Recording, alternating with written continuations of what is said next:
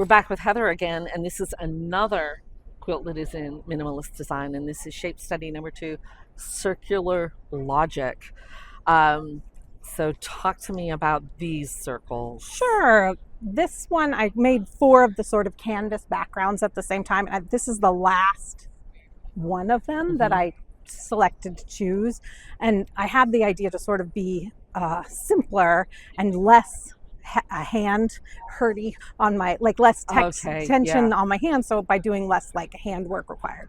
So I was inspired by these sort of horizontal shapes to first horizontally quilt, and I freehand straight lined it.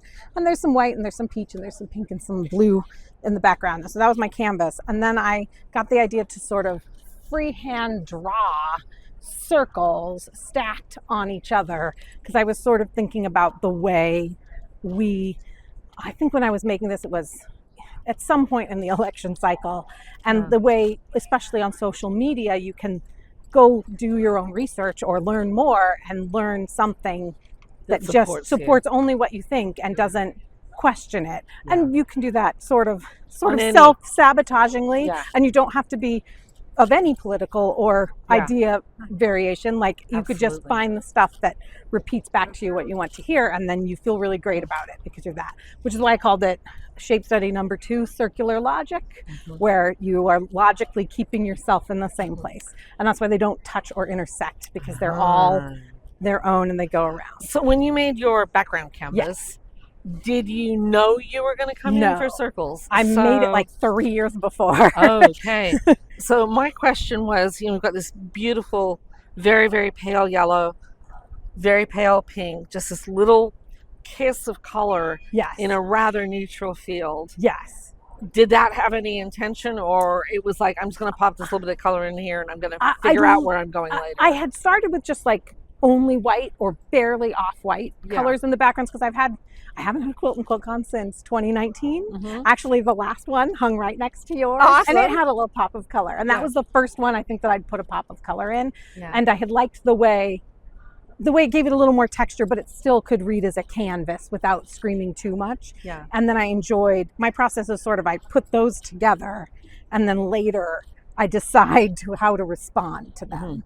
And because I do this long-term hand quilting, I'm not good at making a decision and liking it and staying with it. But this process where I have to do like a bunch of hours of hand quilting before I make the next decision helps me, because the hand quilting is a great way to sort of touch it and be with it and think about it and audition it while you're touching it, but you don't have to act upon it yet. So I can iterate without feeling like I have to make a decision and start working, because I'm iterating and working at the same time. I love that. And it works well for me.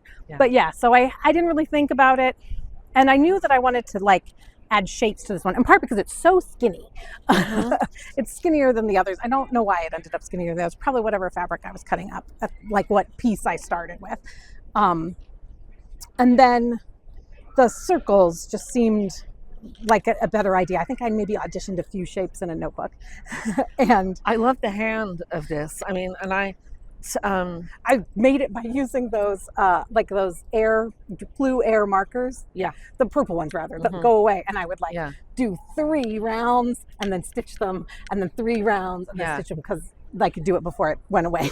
I love, one of the reasons why I love this shape is I remember when I was in art school that there's the things that you draw here that you draw with your hand, you draw with your forearm, and there's the things that you draw with your body. This is my whole, I am not good. I love the shapes. I can draw with my needle close up, but those shapes I have to be big. They're actually not as big as I wanted them to be, but I feel like they got out of scale at some point, and then I restitched it, and I was like, all right, that's how big they're going to be now. That's how big they are now. I like them. I feel very, the proportion feels very comfortable to me.